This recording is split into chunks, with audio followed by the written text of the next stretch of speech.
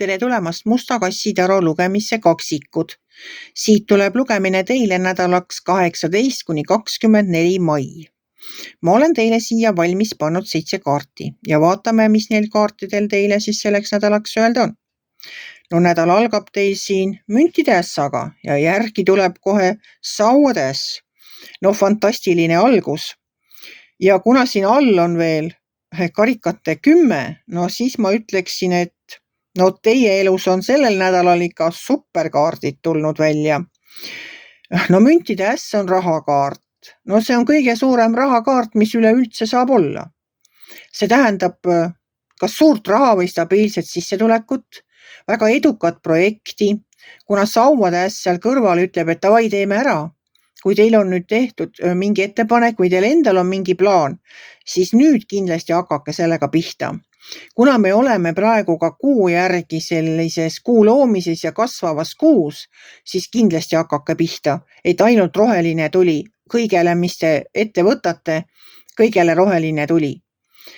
Et seda näitavad kaardid ja seda ütleb see kuuseis ka praegu. Hakake ainult pihta. Teil on siin ülemprestrinna. Ülemprestrinna räägib sellest, et teil on endal olemas kõik see tarkus. See tarkus selleks, et selle projektiga, selle asjaga, mida te plaanisite siin alustada, et sellega peale hakata. Teil on olemas absoluutselt kõik selleks, kõik eeldused. Siis on teil siin müntide 9. Müntide 9 räägib seda sama. Et teie olete oma laeva kapten, teie ise küürite tekki ja teie juhite ka laeva. Seesama projekt, mida teie nagu plaanite,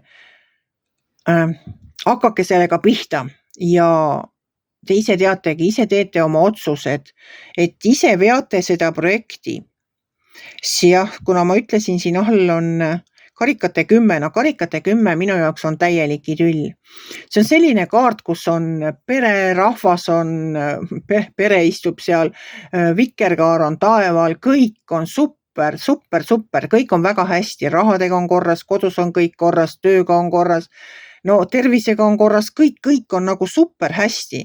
See on üks ilusamaid kaarte selles taro kaardipakis minu jaoks. On karikate 10. Karikate 10, no ongi hing õiskab, sellepärast, et kõik on nagu nii super hästi.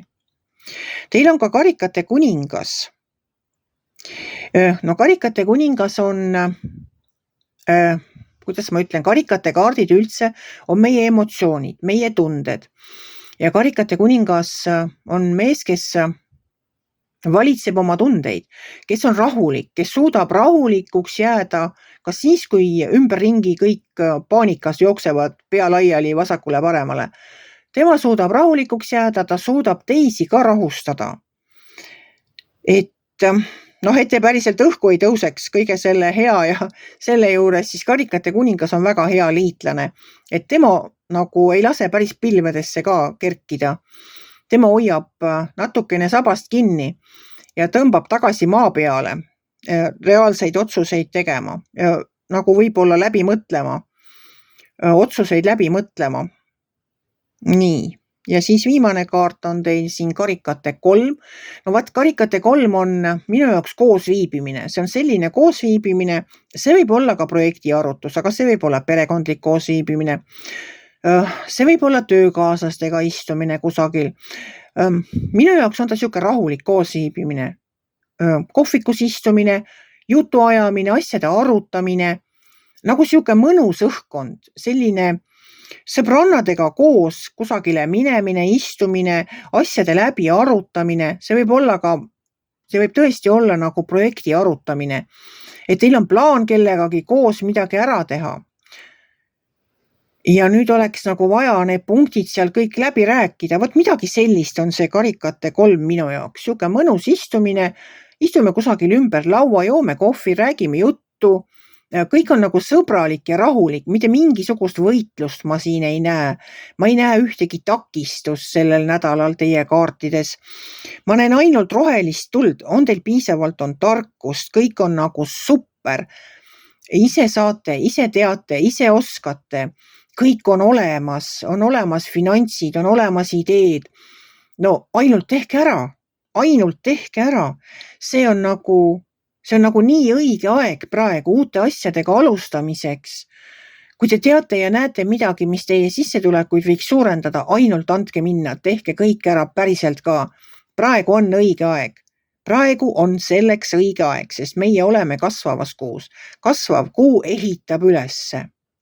Siin pole mingit passimist enam. Siin tuleb ära teha. Just, hakake pihta. Vot selline nädal tuleb teile. Lihtsalt hakake pihta. Kui teile minu lugemine meeldis, ärge olge kitsi. Pange ikka like pöiale üles, võite ka kommenteerida ja kohtume järgmisel nädalal.